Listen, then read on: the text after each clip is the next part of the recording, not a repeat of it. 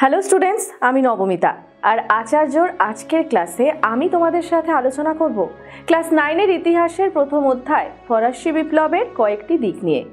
এই ক্লাসটি এই অধ্যায়ের ওপর আমাদের চতুর্থ ক্লাস। আমরা এর আগের ক্লাসে জেনেছিলাম কি ছিল দৈব রাজতন্ত্র।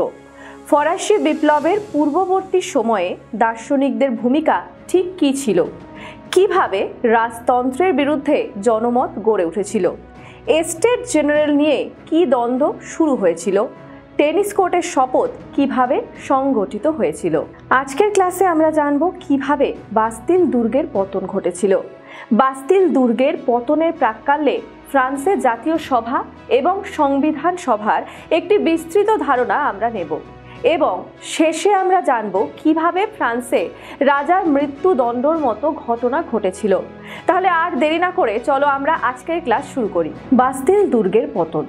স্বৈরাচারী ফরাসি বুর্ব বংশের রাজাদের নৃশংস স্বৈরতন্ত্রের প্রতীক ছিল বাস্তিল দুর্গ, যেখানে বিনা বিচারে নিরপরাধ ফরাসিদের লেত্র দা ক্যাশে আইন প্রয়োগ করে বন্দি করে রাখা হতো।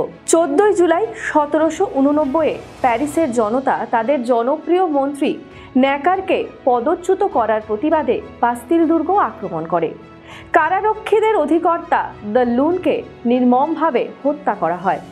সশস্ত্র ক্ষিপ্ত জনতা বাস্তিলে আটক বন্দীদের মুক্ত করে সেখানকার সমস্ত রক্ষীদের এক এক করে হত্যা করে এবং সেখানে মজুদ সমস্ত অস্ত্র লুট করে বাস্তিল দুর্গকে ধ্বংস করে ফেলে।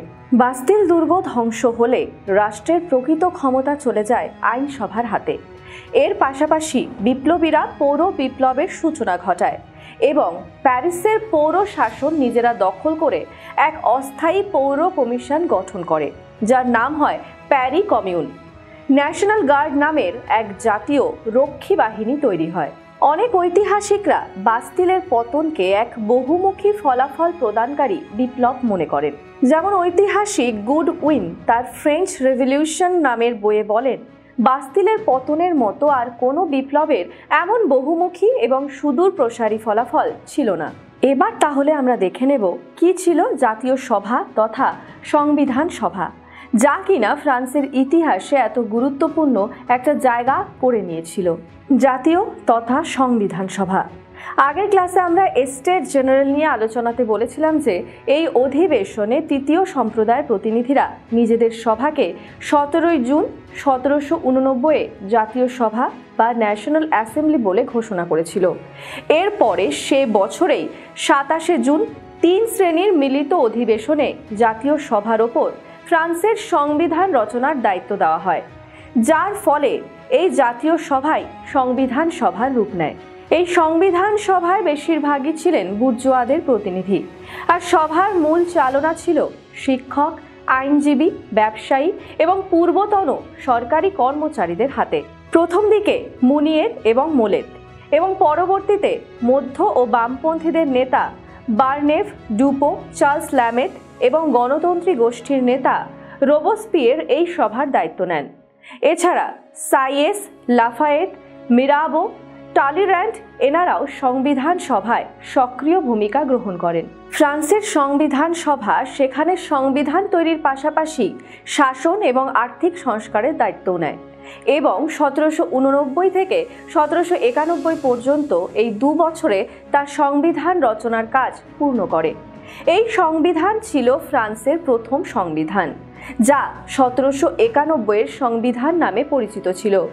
প্রাথমিকভাবে এই সংবিধান সভা যে মূল কাজ করে তা হল সামন্ত প্রথার বিলুপ্তি এবং মানুষ ও নাগরিকের অধিকার ঘোষণা, যদিও পরবর্তীতে এদের কাজ 4 ভাগে ভাগ করা হয়, যেমন শাসনতান্ত্রিক, অর্থনৈতিক, বিচার বিভাগীয় এবং গির্জার পুনর্গঠন।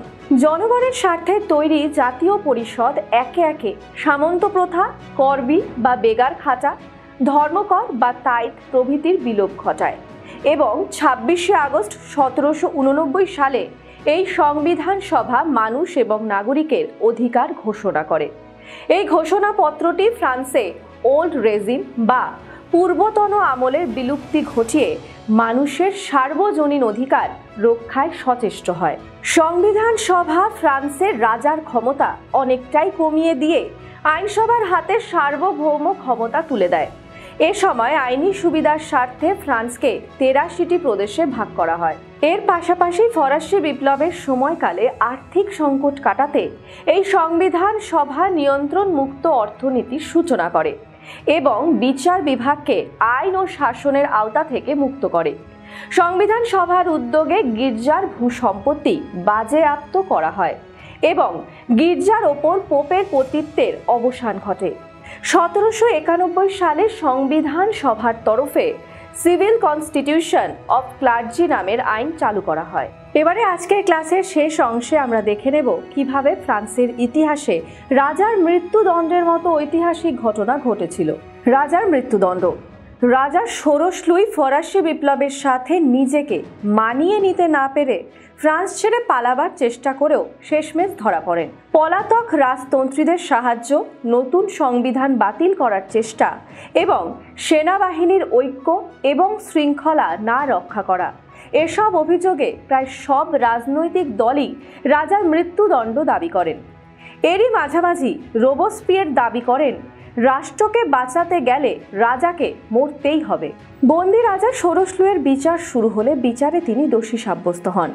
টেম্পল কারাগারে কিছুদিন বন্দি থাকার পরে ২১শে জানুয়ারি ১৭৯৩ সালে বিপুল নাগরিকের উপস্থিতিতে গিলোটিনে রাজার শিরচ্ছেদ হয়। এরই পরে গোটা ফ্রান্স জুড়ে দেখা যায় এক চরম অরাজকতা। চলতে থাকে একের পর এক প্রতি বিপ্লবী আন্দোলন। তার পাশাপাশি জ্যাকোবিন দলের উদ্যোগে এইসব আন্দোলন কঠোরভাবে দমন করা হয়। জ্যাকোবিনদের প্রতিদ্বন্দ্বী জিরোন্ডিন দলের সদস্যদের জাতীয় কনভেনশন থেকে বের করে দেওয়া হয় এবং ফ্রান্সে জ্যাকোবিনরা এক নায়কতান্ত্রিক শাসন শুরু করে। তাদের বিপ্লবকে সফল করতে রোবসপিয়ের এবং দাঁতোর নেতৃত্বে জ্যাকোবিনদের সন্ত্রাসের রাজত্ব শুরু হয়। অন্যদিকে England, Holland, Spain, Austria, Sardinia, Russia প্রভৃতি দেশ ফরাসি বিপ্লবের অগ্রগতির প্রতিরোধে এগিয়ে আসে এবং ফ্রান্সের বিরুদ্ধে প্রথম এরা একজোট হয়ে যুদ্ধ ঘোষণা করে। যদিও এই সন্ত্রাসের রাজত্ব মাত্র ১৩ মাসের মধ্যেই শেষ হয়ে গিয়েছিল এবং এই সন্ত্রাসের নায়কদের নির্মমভাবে মেরে ফেলা হয়েছিল। তাহলে স্টুডেন্টস, আজকের ক্লাসের আলোচনা নিশ্চয়ই তোমরা বুঝতে পেরেছো। তাহলে চলো একবার দেখে নিই যে আজকের ক্লাসে আমরা ঠিক কি পড়লাম। প্রথমে আমরা বাস্তিল দুর্গের পতনের ঘটনা জানলাম। তারপর আমরা জানলাম ফ্রান্সের সংবিধান সভা তথা জাতীয় সভা নিয়ে এবং আমরা শেষমেশ জানলাম কিভাবে মৃত্যুদণ্ডের মাধ্যমে রাজা ষোড়শ লুইয়ের মৃত্যু হয়। এর পরের ক্লাসে আমরা ফ্রান্সে জ্যাকোবিন শাসন, সন্ত্রাসের রাজত্ব এবং আরও অনেক বিষয় নিয়ে আলোচনা করব। তাহলে আজকের ক্লাস আমি এখানেই শেষ করছি। দেখা হচ্ছে পরের ক্লাসে। ততক্ষণ পর্যন্ত পড়তে থাকো, জানতে থাকো।